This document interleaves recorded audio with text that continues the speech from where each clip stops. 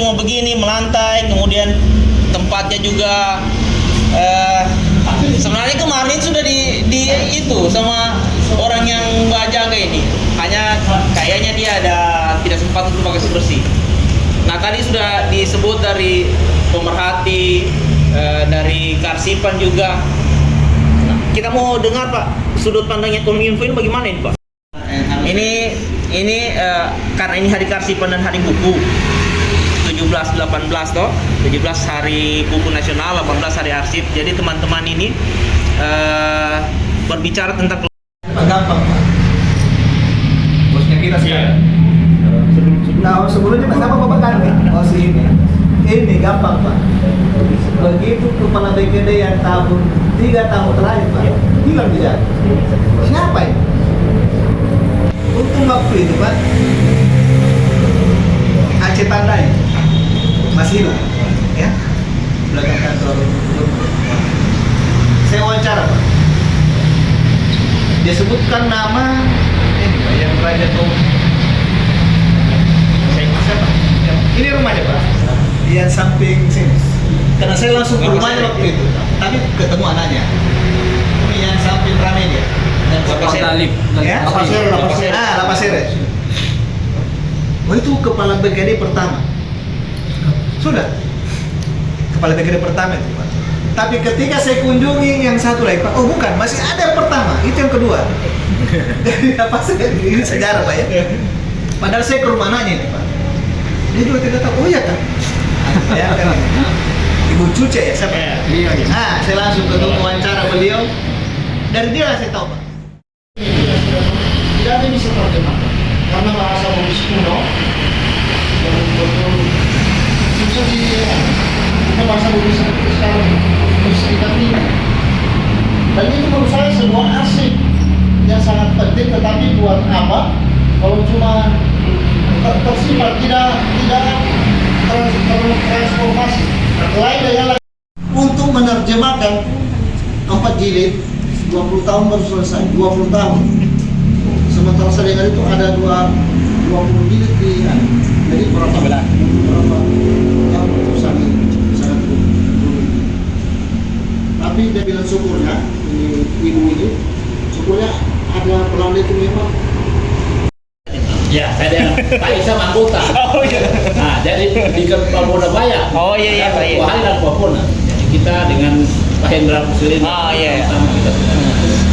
Jadi yang sama ini begini betul-betul kita apresiasi dengan kerja siapa lagi kalau bukan kita semua menunggu sejarah mengharapkan pemerintah tidak bisa karena mereka itu a priori bukan sebab jadi kerja. Kemudian langsung di counter duluan Pak. karena apa banyak pelatihan tetapi kalau untuk menyentuh yang kita banyak kita kerja di lapangan. Iya. Kayak di KPO kerjaan yang kadang-kadang kita masih khusus karena hari ini kenapa saya ngajar dengan kawan dengan hari ini saya ada situ rombongan dari Pertamina dari pusat dan apa informasi ini kan yang Dan apa yang berdampak cukup mengganggu dalam pikiran kami. Konteksnya ini adalah wajah kota Pak. Tidak jelas belum pada ini apa yang pakai. Apa istilah Pak? Datang ke sini ini kan kalau kita salah kayak di Kolora dan Pati kalau ada salah betul. Kalau kita salah betul kan kayak Kolora.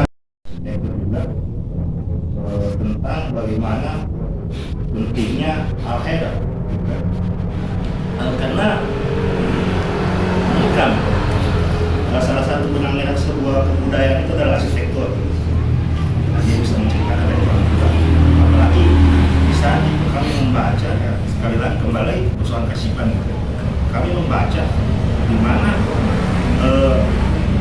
tokoh Habib terus ini adalah salah satu penting dari bagian pada leluhur ini matematika. Saya tidak tahu maksudnya yang jelas saya dengan tim waktu itu mendapat temuan itu kami mengumpulkan GPS waktu itu kan waktu itu bantu Kota Palu tentang pemugaran rehabilitasi makam Raja Tombamar di Kota Palu gitu kan kebetulan saya yang tim saya bukan yang sama-sama sama tim, orang bersama-sama ambil beberapa sampai di Noel ya. Ada 3 makam. Saya tahu sejarah ketika saya survei di titik terakhir. Makam itu pas di UNJ di ini survei. Pas ambil dating Pak, Satu kali. dulu. Ini 99 meter di atas permukaan laut. Ini 66 meter di permukaan laut. Ini Raja Pakutam. Kalau bidang lurusnya 2,4 kilo. Simetris ya. Iya. Itu temuan kami. Biasa. Laporan di dunia dan pasukan itu. Dan dia menghadap ke sana.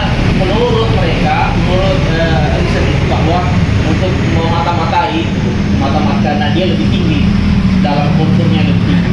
Yang tadi dikatakannya, iya saya sepakat juga sebenarnya bahwa peletakan bangunan dan apa ciri-cirinya seperti mengontrol. Hari ini kita belajar dari Belanda bahwa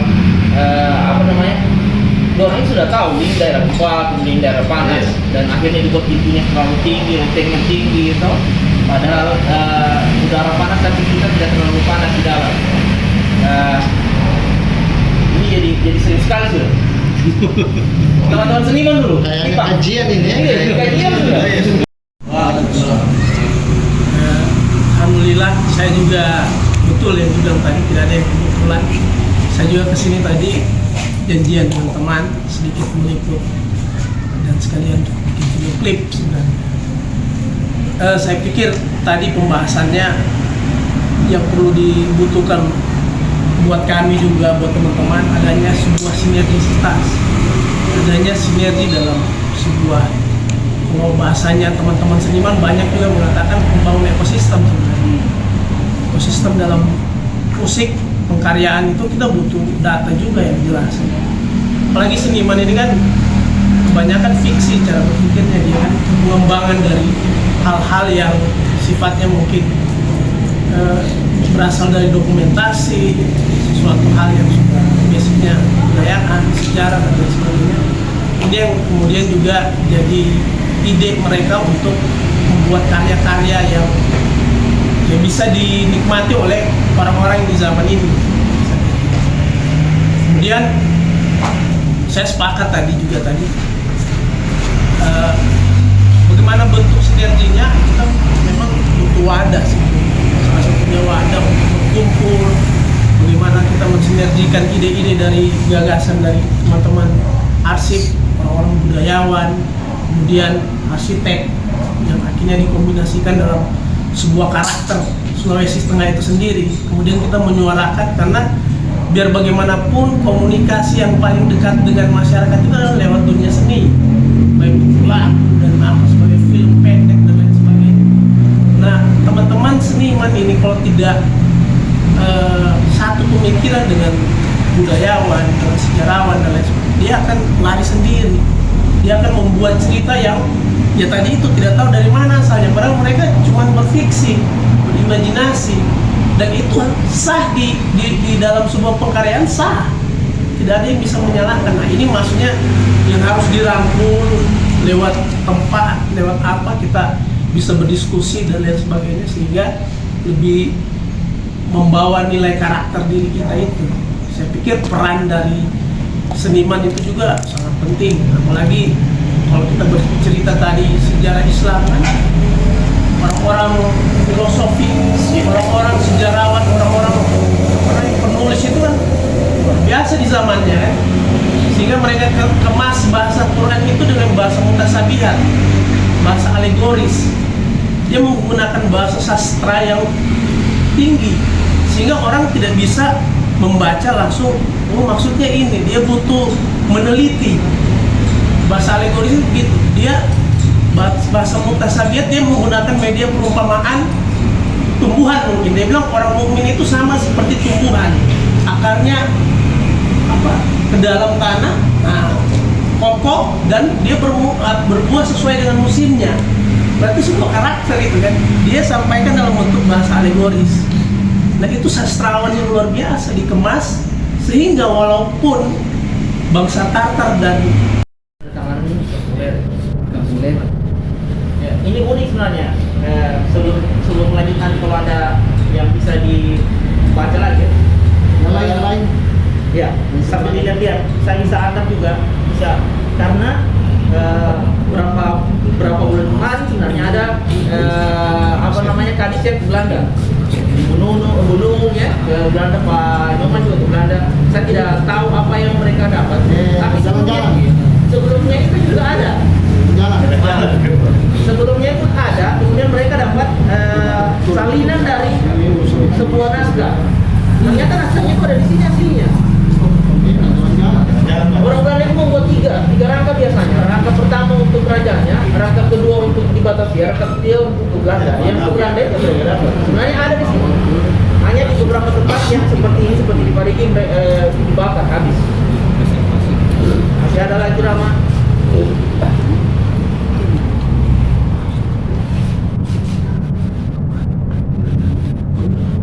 Nah, kalau ini bahasa Belanda yang saya tahu. Daerah pasar. Ada saja di perintah.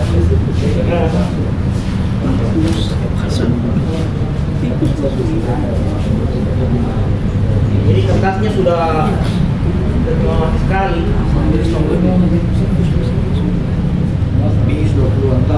Sudah itu juga kalau di Iya. itu pemberlakuan yang Iya. kan ada sekali. Iya. Preservasi di arsip itu ada konservasi, preservasi. Jadi biasanya pegang.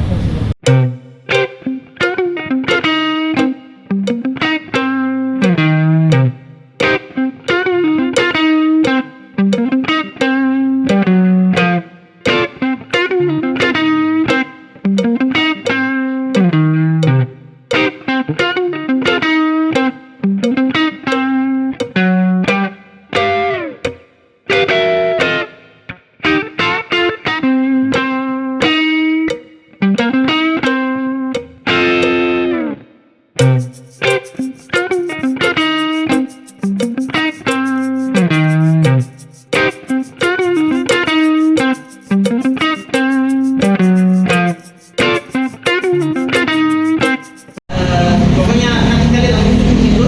Kemudian kita akan finish di depan KFC. Di situ kita akan berfoto juga di bekas rumah sakit pertemuan sekarang. Lalu masih ada tiang listrik Belanda di situ. Di belakangnya ada rumah Sarjo Jasa, rumah Gaul. Di sini kita akan terakhir berfoto dan